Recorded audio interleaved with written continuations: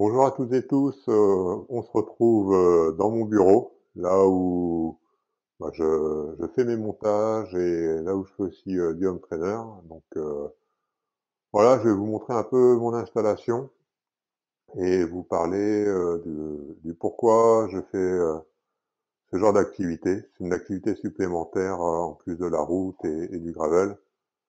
Voilà, vous pouvez découvrir le lieu. Hop, rien de particulier. Voilà, mon maillot de finisher Biking Man Aura, le petit diplôme qui va bien. Et là, c'est le poste de d'installation du vélo pour faire du home trainer en intérieur. Donc, c'est mon ancien Look 595 que j'avais cassé durant une course. Et donc, je l'ai sur un Tax Vortex relié à ma télé. Donc, vous verrez ça tout à l'heure. Allez, je me change et on se retrouve juste après. Là, je vous montre à quoi ressemble le paysage vu de ma fenêtre. Donc c'est bien blanc, pas la peine d'aller prendre des risques et de rouler à l'extérieur. Moi, je vais m'équiper et je vais pédaler au chaud et espérer faire un bon plan d'entraînement. Là, je suis parti sur 6 semaines d'activité au niveau de la plateforme Swift. Voilà, j'ai un planning à 3 séances par semaine environ au niveau de l'entraînement. Et en fonction du temps que j'aurai, je rajouterai quelques séances à droite à gauche pour découvrir leur monde. Voilà, je suis changé, je suis sur mon home trainer. Là, je vais commencer le plan d'entraînement proprement dit, la longue distance. Donc c'est le grand fond d'eau sur Swift. J'ai fait une première sortie optionnelle. Et là, je vais vraiment commencer le plan comme il est défini. Donc aujourd'hui, je vais partir pour 1h05. Je vous montre à quoi ça ressemble. Voilà, rien de particulier. C'est tout simple, il y a juste à suivre. Là, c'est connecté à mon PC.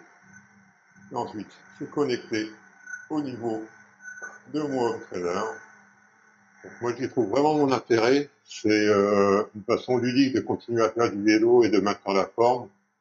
Et surtout, ça permet de faire de vraies séances de spécifiques, qui aident aussi pour les coursiers, mais aussi pour la longue distance. Donc, moi j'adore, franchement, c'est quand on voit la météo neigeuse avec du -20 comme actuellement en Alsace, euh, j'estime que c'est devenu trop dangereux pour rouler. Et j'ai pas envie de compromettre l'année 2003 en faisant tout et n'importe quoi. Donc ça fait quelques années que je fais du home trainer. Donc c'est quelque chose que j'apprécie et vu l'évolution qu'il y a depuis quelques années au niveau des technologies, c'est devenu beaucoup plus ludique. Et la preuve étant, il y a même des compétitions de e-cycling. Donc voilà, chacun peut en penser ce qu'il veut. Mais en tout cas, tout le monde vit avec les nouvelles technologies et chacun peut s'en servir comme bon lui semble. Allez, moi je vais commencer. Et on se retrouve un peu plus tard, peut-être en milieu de séance quand ce sera un peu plus calme. Voilà, donc là c'est parti pour 7 minutes d'échauffement. Il me reste 48 secondes. Donc on est parti de 80 watts et je suis à 175. Et ensuite on agrémente la puissance au fur et à mesure du temps. Et on termine par 5 minutes de récupération. Donc là je suis parti du côté de l'hémisphère sud, à Watopia. Voilà. Les corps de Noël, on s'en rapproche. En tout cas pour moi ça reste une façon super ludique et un beau travail spécifique de suivre ce genre de plan d'entraînement. Il y a également les courses.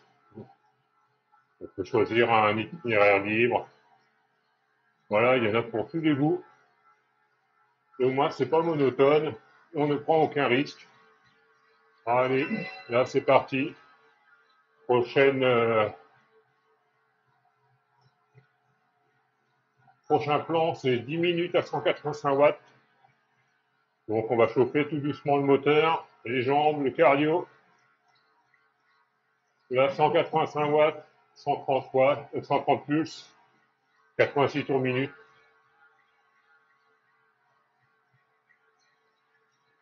On fait des séances de 45 minutes à 1h, 1h10, 1h15.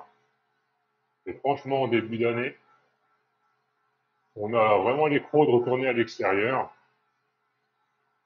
Après, ne vous inquiétez pas, je ne vais pas délaisser l'extérieur jusqu'au mois de mars. Dès que je pourrai rouler à nouveau sans prendre de risque, je rechausserai mon Grax et j'irai me faire plaisir autour de chez moi. Mais bon, en attendant, -1, de la neige, des chaussées glissantes. Comme je l'ai dit tout à l'heure, je ne veux pas compromettre l'année 2023, que ce soit au niveau professionnel ou au niveau loisir. Donc là, j'ai aussi serviette, parce que on n'est pas séché par le vent, donc la sudation, faut bien qu'elle s'évacue, et donc ça tombe sur le cadre, et je m'en sers également pour m'éponger. Pareil, surtout, hydratation, c'est encore plus important que lorsque vous faites des sorties de route. Sur un entraîneur, vous avez une sudation très importante. Après, certains mettent des ventilos, ce genre de choses. Moi, je n'en suis pas encore là. Là, je suis bientôt à 20 minutes, une dizaine de bornes. Je suis dans le premier bloc. En fin de compte, c'est par échelle. On monte en puissance et on redescend. On récupère. Et à chaque fois, les blocs sont de plus en plus costauds. Alors, vous pouvez les voir sur la gauche de l'écran. Voilà, pour finir avec 4 minutes à 240 watts, 30 secondes à 340 watts, 2 minutes de 85, 5 minutes à 185 et 5 minutes de récup. Voilà, le cardio, il est monté. Je suis environ à 80% de ma FC Max, qui est de 202, je le rappelle. Je parle, donc ça va un peu agrémenter.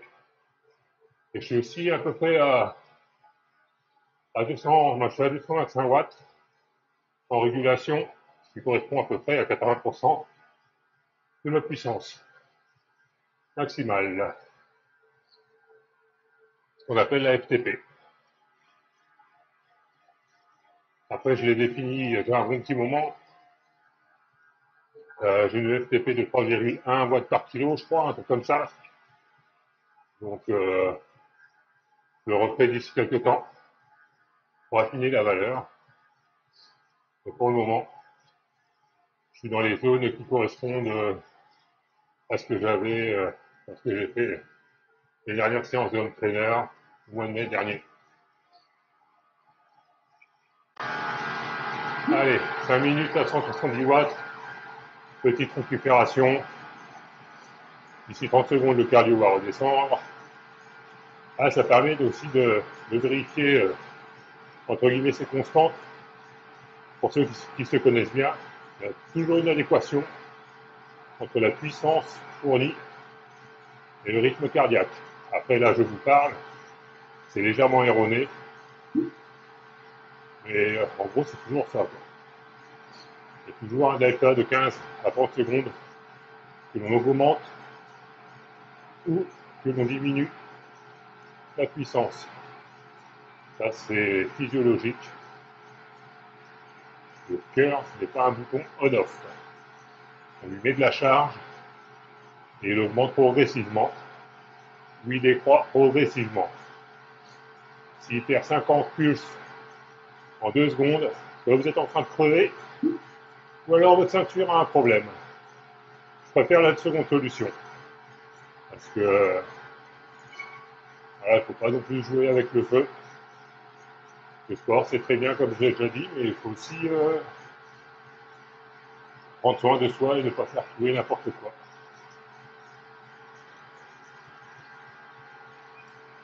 On a toute cette technologie qui est là pour nous écouter, pour nous montrer les points faibles, les points forts, et c'est à nous de nous en servir de façon intelligente. Voilà, ça sert à pousser ses limites, c'est clair, ce sont de bons outils, mais qui dit pousser les limites ne veut pas dire se mettre en danger. Surtout lorsque l'âge avance, on n'a pas le même moteur qu'à 20 ans, mais bon, ça c'est à chacun de voir, chacun doit se connaître. Après, ça reste humain de vouloir se surpasser.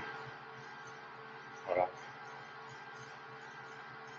Allez, à tout à l'heure. D'ailleurs, comme depuis tout à l'heure, je vous cause, je suis quand même redescendu de 165 watts à 148. Enfin, Depuis tout à l'heure, je vous cause, je suis quand même redescendu de 165 pulses à 147, 146 pour une puissance de 170. Voilà, cette corrélation. Là, j'arrive à la fin de mon second bloc. Celui-là, il pique. Le suivant, il va aussi piquer. Là, c'était un bloc 4 minutes à 225 watts, 30 secondes à 340, 2 minutes à 2,85 et 5 minutes à 2,15. Là, je suis dans cette portion.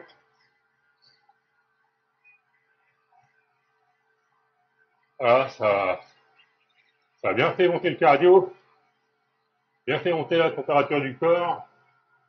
Là, je suis en semi-phase de récupération. Je suis encore bien haut avec le cardio. Alors, ça correspond à 85% de ma FC max environ. Et après, je reste 5 minutes pour me refaire, entre guillemets, et j'attaquerai le dernier. Voilà, par exemple, sur la première zone, la zone verte, c'est que 15 watts de plus, mais les queues, sur 4 minutes, ça va piquer lorsque je serai à la fin des 30 secondes à 3,40 et surtout durant les 2 minutes à 2,85. Ça demande un effort soutenu et c'est là qu'il ne faut pas flancher. Voilà, ça permet de sortir de cette zone de confort et ça aide aussi lorsqu'on fait des bâtiments, quand c'est dur. Il y a eu tout un travail qui a été fait derrière et celui-là, il sert toujours. Serrer les dents. Là, je les ai serrés. Après, c'est pas une exclusivité longue distance, hein, ma chaîne. Voilà. C'est vraiment dédié à tous les types de vélos. Beaucoup moins de VTT parce que j'en fais pas, c'est clair. Et après, je reste un aventurier. J'aime découvrir de nouvelles choses, que ce soit au niveau paysage ou façon de rouler. Donc, pour l'année prochaine, en 2023, je repartirai sur un format longue distance avec des BRM plutôt cette fois-ci. Je n'aurai pas à gérer mon déménagement et mon installation. Donc mars-avril, je pense faire des BRM 200 et après, je verrai bien. Je serai au fil de l'eau, comme souvent. Allez, je vais me concentrer sur ma récup et on se retrouve en fin de troisième bloc. Là, 43 minutes de passé, déjà bien bossé. On se retrouve dans les 10 dernières minutes. Allez, à tout à l'heure. Comme vous pouvez le voir sur l'écran, ça fait environ 10 minutes. Dernier bloc, je suis à la fin. En mode récup à peu près, quoi. Ça a bien piqué. Je suis monté à 192 pulses durant un bon moment. En gros, depuis le début des 340 watts pendant 30 secondes et les 2 minutes à 285 watts. Ça faisait mal aux pattes. C'était bien dans l'effort. Donc maintenant, ces phases de récupération, je suis encore bien essoufflé. Ça fait qu'une 30. Je suis à 170 watts, en 185 watts et 173 pulses.